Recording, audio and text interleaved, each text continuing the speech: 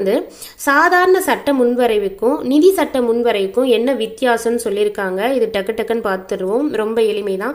சாதாரண சட்டம் வந்து ஈரவைகள்லையும் அறிமுகப்படுத்தலாம். நிதி சட்ட முன்வரைவுன்னா மக்களவையில் மட்டும்தான் வந்து அறிமுகப்படுத்த முடியும். சாதாரண சட்ட முன்வரைவு வந்து கேபினெட் அமைச்சர்கள் அல்லாத ஈரவையில் இருக்கக்கூடிய எந்த உறுப்பினரும் அறிமுகப்படுத்தலாம். அதே நிதி சட்ட முன்வரைவு வந்து பார்த்தீங்கன்னா கேபினெட் மினிஸ்டர்ஸ் மட்டும்தான் வந்து அறிமுகப்படுத்த முடியும். சாதாரண சட்டம் வந்து குடியரசுத் தலைவருடைய பரிந்துரை இல்லாமலேயே அறிமுகப்படுத்தலாம். அதே நிதி சார்ந்தது அப்படின்னா குடியரசுத் தலைவருடைய பரிந்துரையின் அடிப்படையில் மட்டும்தான் வந்து அறிமுகப்படுத்த முடியும். சாதாரண சட்டத்தை வந்து மாநிலங்களவை திருத்தவோ நிராகரிக்கவும் முடியும். நிதி சட்ட முன்வரைவு வந்து பார்த்தீங்கன்னா மாநிலங்களவை வந்து நிராகரிக்க முடியாது, திருத்தவோ முடியாது. பட் வந்து பரிந்துரை வந்து கொடுக்கலாம், இது மாற்றலாம் அப்படின்ட்டு. ஏதாவது அவங்க பரிந்துரையை பண்ணால் மக்களவை ஏற்றுக்கலாம், ஏற்றுக்காமல் நிராகரிக்கவும் செய்யலாம். சாதாரண முன்வரைவை வந்து மாநிலங்களவை வந்து எந்த முடிவும் எடுக்காமல் 6 மாத காலத்துக்கு வந்து அப்படியே நிறுத்தி வைக்கலாம். நிதி சம்பந்தமானதில் மாநிலங்களவை வந்து 14 நாட்கள் வரை காலதாமதம் மட்டும்தான் படுத்த முடியுமே கானே மற்றபடி எதுவும் பண்ண முடியாது. இந்த சாதாரண முன்வரைவு வந்து பார்த்தீங்கன்னா மக்களவையில் இருந்து வந்திருந்தாலும் சபாநாயகருடைய சான்றளிப்பு வந்து தேவைப்படாது. அதே நிதி சார்ந்த ஒரு முன்வரைவுன்னா சபாநாயகருடைய சான்றளிப்பு வந்து அவசியம். மாநிலங்களவைக்கு போகும்போது சபாநாயகருடைய சான்றளிப்பு அவசியம். சாதாரண முன்வரைவு வந்து ஈரவைகள்லையும் ஏற்றுக்கொண்ட பிறகே குடியரசுத் தலைவருடைய ஒப்புதலுக்கு வந்து அனுப்புவாங்க. சப்போஸ் அந்த ஈரவைகள்லையும் சாதாரண முன்வரைவு வந்து ஏற்றுக்காத பட்சத்தில் குடியரசுத் தலைவர் வந்து கூட்டத்திற்கு அழைப்பு விடுத்து அந்த முன்வரைவு ரிலேட்டடாக வந்து ஒரு முடிவு வந்து எடுப்பாங்க.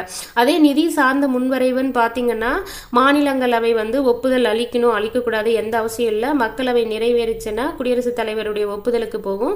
ஸோ குடியரசுத் தலைவர் வந்து ஒப்புதல் அளிப்பார். கூட்டத்திற்கு வழி வகுக்காது நிதி சார்ந்தவை. சப்போஸ் இது சாதாரண முன்வரைவு வந்து மக்களவையில் தோல்வி அடைஞ்சா வந்து அமைச்சர் வந்து பதவி விலக நேரிடும். அரசாங்கம்னா பிரதமரை தலைவராக கொண்ட அமைச்சர்கள் இருப்பாங்க இல்லையா, அந்த அரசாங்கமே வந்து பதவி விலக நேரிடும். இது வந்து எப்போ நேரிடும்னா அந்த முன்வரைவு, அந்த சாதாரண முன்வரைவு அந்த கேபினெட் மினிஸ்டர் ஒருவர் அறிமுகப்படுத்தி தோல்வி அடைஞ்சிருந்தா பதவி விலக நேரிடும் அரசாங்கம். ஒட்டுமொத்தமாக ஆட்சியே கலைச்சிட்டு தேர்தலை சந்திக்கிற மாதிரி. அதே மக்களவையில் வந்து ஒரு முன்வரைவு தோல்வி அடைந்தால், அதாவது நிதி சார்ந்த முன்வரைவு மக்களவையில் தோல்வி அடைஞ்சதுன்னா அரசாங்கம் வந்து பதவி விலக வேண்டும். சாதாரண முன்வரைவை வந்து பார்த்தீங்கன்னா குடியரசுத் தலைவர் வந்து நிராகரிக்கலாம், மறுபரிசீலனை செய்யுமாறு திருப்பி அனுப்ப முடியும். அதே நிதி சார்ந்த முன்வரைவு அப்படின்னு பார்த்தீங்கன்னா குடியரசுத் தலைவர் வந்து ஒப்புதல் அளிக்கலாம் அல்லது நிராகரிக்கலாம், மறுபரிசீலனைக்கலாம், திருப்பி அனுப்ப முடியாது. ரொம்ப முக்கியம். நிதி சார்ந்த முன்வரைவை குடியரசுத் தலைவர் மறுபரிசீலனை செய்ய அனுப்ப முடியுமான்னா முடியாது. ஒன்று ஒப்புதல் அளிக்கணும், இல்லை நிராகரிக்கலாம். இருக்கிறது ஜஸ்ட் ஒரு வாட்டி ரீட் பண்ணிக்கோங்க.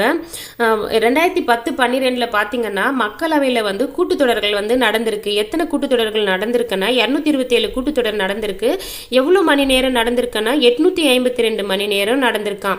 இந்த 852 மணி நேரம் ஒரு நாளைக்கு எவ்வளோ நேரம் வந்து இருக்கும் அப்படின்னா 4 மணி நேரம் வந்து இந்த கூட்டுத்தொடர் வந்து நடந்திருக்கு.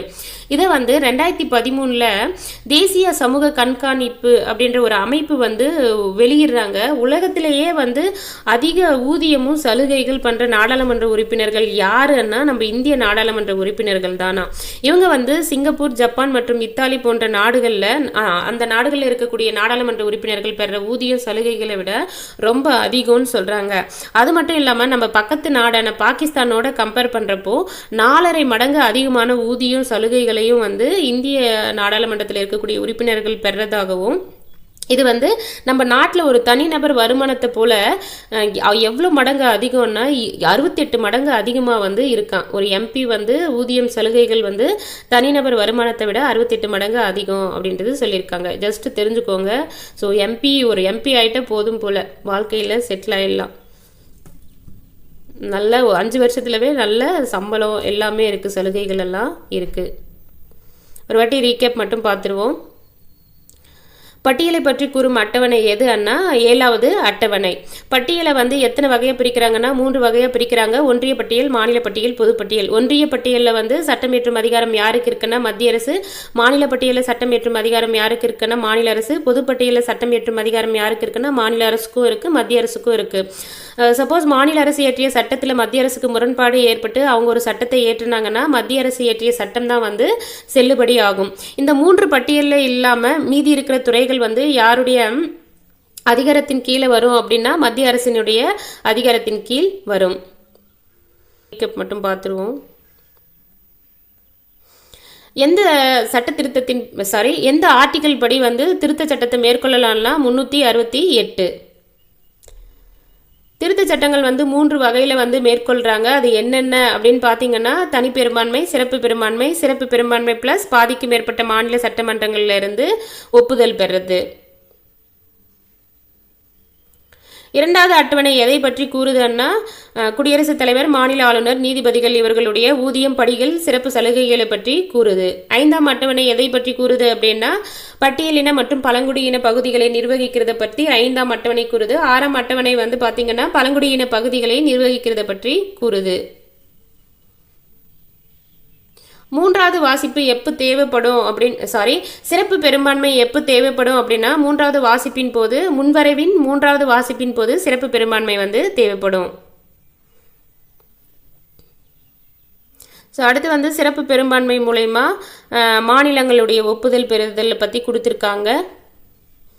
கூட்டாட்சி கூட்டாட்சின்னா மாநிலமுக்கு சம்பந்தமான ஏதாவது ஒரு விஷயத்துல முன்வரைவு கொண்டு வந்து திருத்தங்கள் மேற்கொள்றப்போ சிறப்பு பெரும்பான்மை மூலமா நாடாளுமன்றத்திலையும் அவங்க 50% மேல வந்து 50% மேல வந்து பெரும்பான்மை பெறணும். சேம் டைம் வந்து பாதிக்கும் மேற்பட்ட மாநிலங்கள்ல இருந்தும் பெரும்பான்மை ஆதரவு பெற பட்சத்துல வந்து இது வந்து நிறைவேறும். இதெல்லாம் ஜஸ்ட் வாசிச்சுக்கோங்க. ரீகேப் மட்டும் பார்ப்போம்.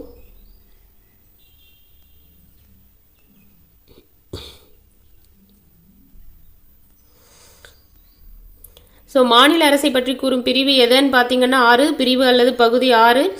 சட்டப்பிரிவுகள் என்னன்னா 152லிருந்து 237 வரை வந்து மாநில அரசை பற்றி கூறுது. மாநில அரசுனா யார் யார் இருப்பாங்கன்னா ஆளுநர் இருப்பாங்க, முதலமைச்சரை வந்து தலைவராக கொண்ட அமைச்சர்கள் குழு இருப்பாங்க, மாநில சட்டமன்றம். ஆளுநர் வந்து மாநிலத்தின் நிர்வாக தலைவர் யாருன்னா ஆளுநர். மாநிலத்தின் செயல் அதிகாரம் யார்கிட்ட இருக்கும்னா ஆளுநர்கிட்ட இருக்கும். மாநிலத்தின் பெயரளவு தலைவர் யாருன்னா ஆளுநர். ஆளுநரை யார் நியமிப்பாங்கன்னா குடியரசுத் தலைவர் நியமிப்பாங்க. குடியரசுத் தலைவருடைய ஆளுநருடைய பதவிக்காலம் எத்தனைன்னா 5 ஆண்டுகள். ஆளுநர் ஆகணும்னா அவருக்கு தகுதியான வயது 35. ஆளுநர் வந்து சட்டப்பேரவைக்கு வந்து எத்தனை பேரை தேர்ந்தெடுப்பாங்கன்னா ஒரு உறுப்பினரை வந்து தேர்ந்தெடுப்பாங்க. ஆர்டிகல் வந்து 333 படி வந்து ஒரு உறுப்பினரை வந்து சட்டப்பேரவைக்கு வந்து தேர்ந்தெடுப்பாங்க. மாநிலங்களவையில் 6 மாநிலங்களில் மட்டும் மேலவை வந்து இருக்கு. அப்படி மேலவைக்கு வந்து ஆளுநர் வந்து உறுப்பினர் வந்து எத்தனை பேரை தேர்ந்தெடுப்பாங்கன்னா 6ல் 1 பங்கு உறுப்பினரை வந்து தேர்ந்தெடுப்பாங்க.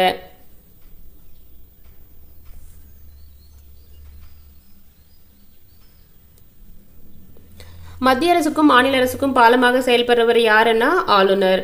சட்டமன்றத்தின் ஒரு அங்கமாக கருதப்படுபவர் யாருன்னா ஆளுநர். ஒரு முன்வரைவு சட்டம் ஆகணும்னா யாருடைய ஒப்புதல் தேவைன்னா ஆளுநருடைய ஒப்புதல் தேவை. ஒரு முன்வரைவு சட்டமாக்க ஆளுநருக்கு வந்து அனுப்புறாங்க. அவர் வந்து மறுபரிசீலனை செய்ய அனுப்புறாரு. மறுபடியும் சட்டமன்றத்திலிருந்து அனுப்பும்போது அந்த முன்வரைவு கண்டிப்பா அவர் ஒப்புதல் கொடுத்துதான் ஆகணும். மறுபடியும் மறுப்புரிமை அதிகாரத்தை வந்து பயன்படுத்த முடியாது.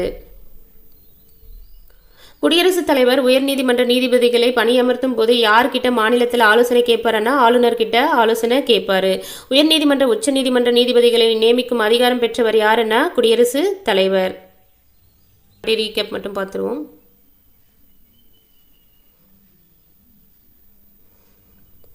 மாநிலத்தில் வந்து குடியரசுத் தலைவர் ஆட்சி அமல்படுத்த ஆலோசனை வழங்குறவர் யாருன்னா ஆளுநர். எந்த சட்ட உறுப்பின் கீழே வந்து குடியரசுத் தலைவர் ஆட்சி கொண்டு வருவாங்க மாநிலத்தில்னா சட்டப்பிரிவு 356.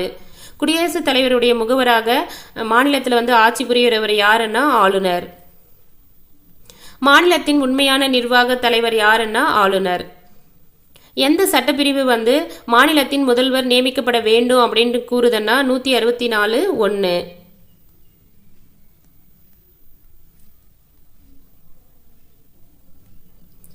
அமைச்சர்களை நியமனம் செய்வதற்கு ஆளுநருக்கு பரிந்துரை வழங்குறவர் யாருன்னா முதலமைச்சர்.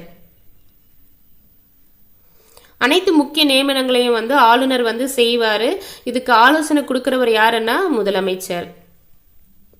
சட்டப்பிரிவு 163(1) எதை பற்றியது அப்படின்னா முதலமைச்சர் தலைமையில் அமைச்சர் குழு நியமிக்கப்படணும். எதுக்கு அப்படின்னா ஆளுநருக்கு உதவவும் ஆலோசனை வழங்கவும் வேணும் அப்படின்ட்டு சட்டப்பிரிவு 163(1) வந்து கூறுது. மாநில அமைச்சர்களுடைய பதவிக்காலம் வந்து 5 வருஷம். சட்டப்பேரவையில் பெரும்பான்மை பலம் இருக்கிற வரைக்கும் அவங்க ஆட்சி புரிவாங்க. மேக்சிமம் 5 வருஷம் மட்டும் பார்ப்போம். சபாநாயகரை வந்து யார் தேர்ந்தெடுக்கிறாங்கன்னா சட்டமன்ற உறுப்பினர்கள் வந்து தேர்ந்தெடுக்கிறாங்க. ஸோ சட்டப்பேரவையுடைய ஒழுங்கு நடவடிக்கை விதிகள் இதெல்லாமே வந்து பொறுப்பானவர் யாருன்னா சபாநாயகர். அவர் தான் வந்து எல்லாமே மேற்கொள்ளுவார். ஸோ ஒரு சட்டப்பேரவை உறுப்பினர் வந்து ஒழுங்குமுறை ஏதோ மீறுறாரு, அவர் வந்து பேரவைக்கு உட்பட்ட விதிகளை வந்து ஃபாலோ பண்ணுற பட்சத்தில் அவர் அவையிலிருந்து தற்காலிகமாக வந்து வெளியேற்றுறதும் எல்லாமே வந்து சபாநாயகருக்கு தான் அதிகாரம் இருக்குது. ஸோ ஒரு முன்வரைவுக்கு வந்து முடிவு எடுக்க முடியாமல் சமநிலையில் இருக்கிற பட்சத்தில் வந்து யார் வாக்களிப்பாங்கன்னா சபாநாயகர் வந்து வாக்களிப்பாங்க. இது வந்து அவருடைய வாக்கு வந்து அந்த டயத்தில் மிக முக்கியத்துவம் பெறும். அனைத்து குழுக்களுடைய தலைவர்களை தேர்ந்தெடுப்பவர் யாருன்னா நியமிக்கிறவர் யாருன்னா சபாநாயகர். துணை சபாநாயகரை யார் தேர்ந்தெடுக்கிறாங்கன்னா சட்டப்பேரவையுடைய உறுப்பினர்கள் தான் வந்து தேர்ந்தெடுக்கிறாங்க. சபாநாயகர் துணை சபாநாயகர் இல்லாத போது அவையை வந்து யார் வந்து தலைமையேற்றி நடத்துவாங்கன்னா சட்டப்பேரவையினுடைய மூத்த உறுப்பினர் வந்து சட்டப்பேரவையை தலைமையேற்றி நடத்துவாங்க. அடுத்து வருவோம்.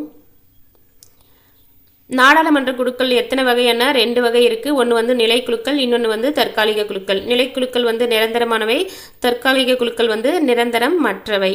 நிலைக்குழுக்கள் எத்தனை வகைன்னா 6 வகை. தற்காலிக குழுக்கள் எத்தனை வகைப்படும்னா 2 வகைப்படும். மதிப்பீட்டு குழு அப்படின்னு என்னன்னு பார்த்தீங்கன்னா துறைகளுடைய பணிகள் எல்லாம் கரெக்டாக பண்ணுறாங்களா எல்லாமே வந்துட்டு ஆய்வு பண்ணி அறிக்கையை வந்து நாடாளுமன்றத்தில் கொடுப்பாங்க.